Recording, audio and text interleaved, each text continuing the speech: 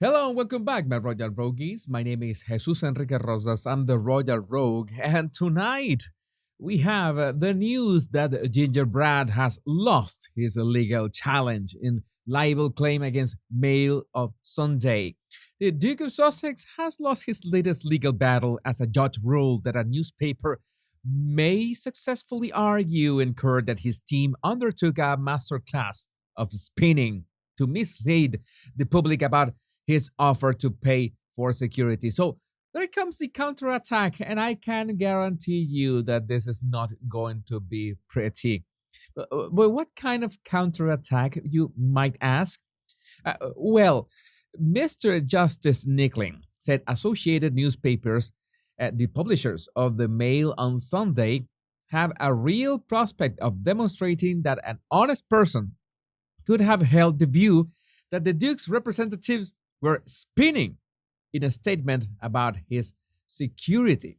Now, I want to ask you, do you remember that Gingerbread had offered to pay for his security, that he wanted that public protection and he was just shaking the cash in their faces because he felt entitled to do so, and how everyone was blaming Her Late Majesty Queen Elizabeth for blocking the security that Harry was willing to pay? Yeah, you remember it.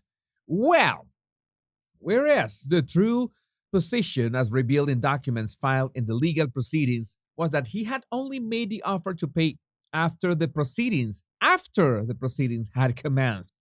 As such, the court heard, the Duke of Sussex was responsible for attempting to mislead and confuse the public as to the true position, which was ironic given that he now held a public role in tackling misinformation. You can imagine how this impacts whatever credibility Harry could have and how he will keep smearing all that he touches. Invictus, Centevale, whatever. And the keywords here are misleading and misinformation. Things get really bad for Gingerbread because everyone is realizing that he's just a liar. Thanks to Unlikely Bot, we have this. We get to see a breakdown of events, conversations, and meetings. Correspondence included in judgment, followed by the judge's observation that there was no offer to pay. It seems the court didn't see the only email Harry says he did offer to pay in. The inference is clear. Harry was making things up. Here it says that when the Ginger Winger emailed Mark Sedwill, then National Security Advisor, he never mentioned about any offer to pay for state security or referred to the Sandringham offer. However, his claim refers to this very email. It's really sneaky. Honestly, I don't know if Harry is evil or just stupid. And as J.E. Duchess Marmalade says, Harry says the UK and Commonwealth will be embarrassed if something happens to him. Frankly, Harry, if you can live with the embarrassment of telling the world you think about your mother as you apply her cream to your toucher, well, I'm prepared to leave it as well. My God, I don't want to remember that, but he's not the only one for whom karma is coming and coming fast. Look at this. Scobie did lie. Belen Game author admits misleading claims in Meghan and Harry royal racist naming row.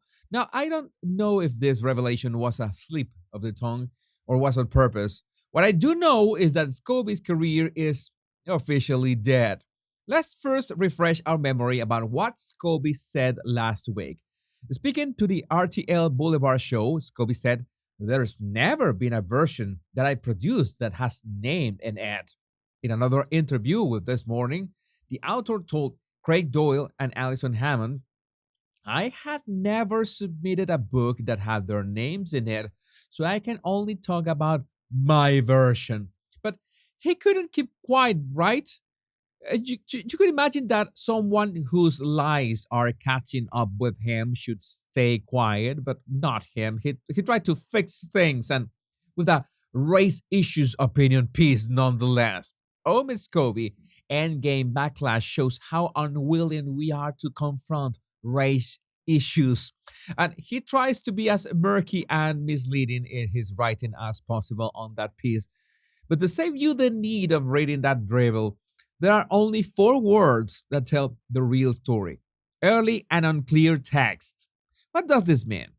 Well, it means that he originally claimed that it was a translation mistake, throwing the Dutch translators under the bus, when he knew that what happened is that something that he did write was sent to the Dutch publisher. You remember that he said that this was not about racism, right? But either way, he made sure to include those claims again in his piece. Or the 12 million ethnic minority individuals in multicultural Britain today, shooing away opportunities to meaningfully explore the royal institution's historic links to slavery and the impact its legacy has had on the country, or have serious conversations about the royal institution's failure to protect its only family member of color, sends a clear message that the issues just don't matter. Not gonna lie, it's fun to see Scobie's career dying in real time. And Rick Evers, the Dutch journalist that uncovered the Berlin game fiasco, writes the Dutch publisher response to Scobie. The explanation of Omen Scobie in his column about the Dutch editorial process of Berlin game is factually incorrect, and we do not recognize ourselves in his story. The plot thickens. Now let's talk about the Prince and Princess of Wales and their special carol service together at Christmas. They share this video summary with the caption from the performers whose voices fill Westminster Abbey to the early years workforce of carers, midwives, nurses, and so many more who are not only making a difference to children today, but also shaping a happier, healthier world in the future. Hashtag shaping us. And Prince Louis made it to the concert this year, along with Prince George and Princess Charlotte. You can also spot Sophie with the blue dress right next to Catherine. And in other pictures, there was also Princess Eugenie right next to Prince Michael of Kent.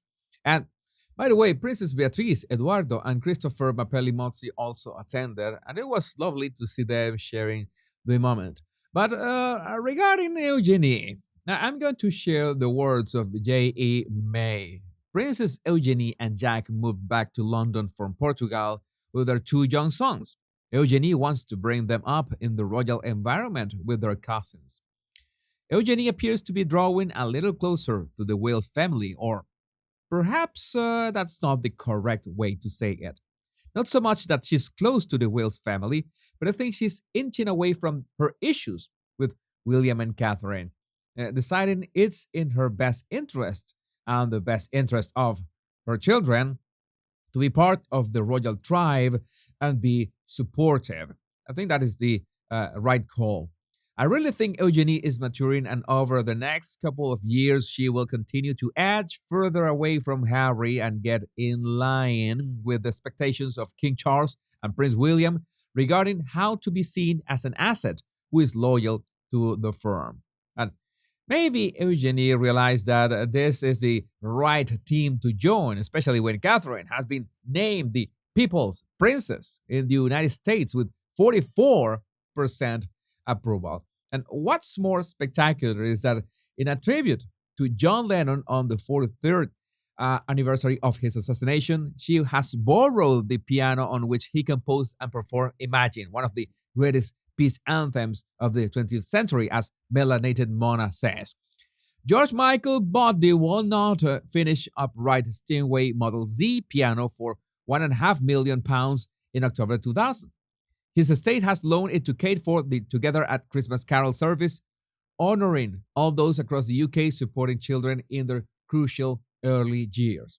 I would love to know what do you think about this in the comments. My Royal Rogues, my name is Jesus Enrique Rosas. I'm the Royal Rogue.